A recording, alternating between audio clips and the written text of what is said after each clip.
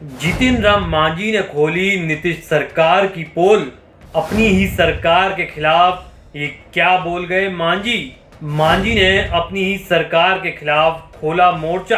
कृषि मंत्री सुधाकर सिंह के बाद जितिन राम मांझी ने भी अपनी ही सरकार में हो रही लूट और घोटाले की पोल खोल दी है।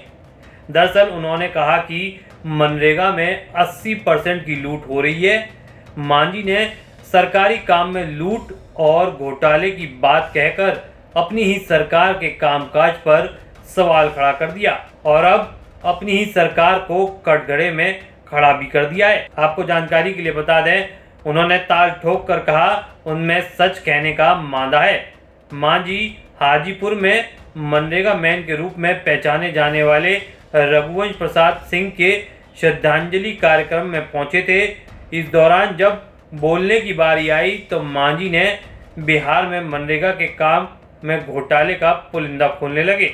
बता दें, मांझी ने कहा बिहार में मनरेगा के कामों में 80% लूट और घोटाला हो रहा है। बता दें, मांझी ने कहा बिहार में मनरेगा के कामों में 80% लूट और घोटाला हो रहा है।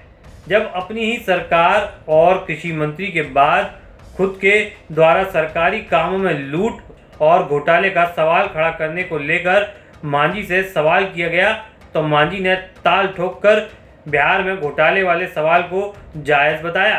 उन्होंने कहा कि सच बोलने के लिए मादा होना चाहिए।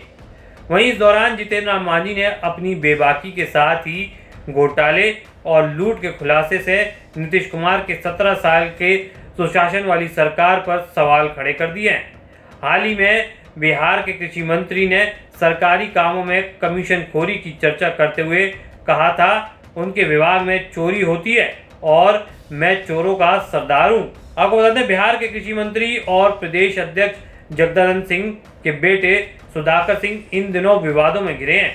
पिछले दिनों ही उन्होंने कैमूर की एक सभा में खुद को चोरों का सरदार बताते हुए अपने विभाग की पोल खोल कर रख दी थी। एक बार फिर से प्रदेश में भ्रष्टाचार को लेकर विपक्ष सरकार को घेरने में लगा है। वहीं सत्ता पक्ष के लोग कृषि मंत्री के बचाव में उतर गए हैं। हम पार्टी के नेता जितिन राम मांझी ने कहा कि उन्होंने अपनी भावनाओं को व्यक्त किया है।